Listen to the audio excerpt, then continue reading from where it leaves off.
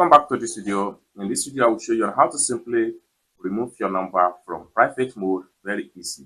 So let's see. But before we dive into the tutorial, if you find this tutorial useful and you are already new to this channel, remember click on that subscribe, turn on the notification bell for more useful tutorial like this. So with that being said, let's get started. So the very first thing you need to do is to head over to your phone dialer pad.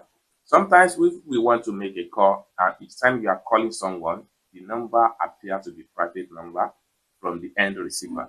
And as a result of that, if you find it difficult to remove your number from being a private number each time you are making outgoing call, consider to watch this video. So the very first thing you need to do is to head over to your phone dialer. I'm going to click on my dialer right here. And the next thing you need to do is to click on this setting icon. The next thing you need to do is to simply scroll down, then click on carrier features. Then the next thing you need to do is to select the particular SIM. Then the next thing you need to do is to click on additional settings. Then take you right here. Next thing you need to do is to click on caller ID.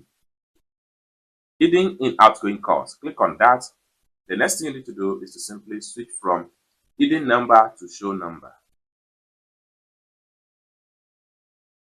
Now, number display in outgoing call.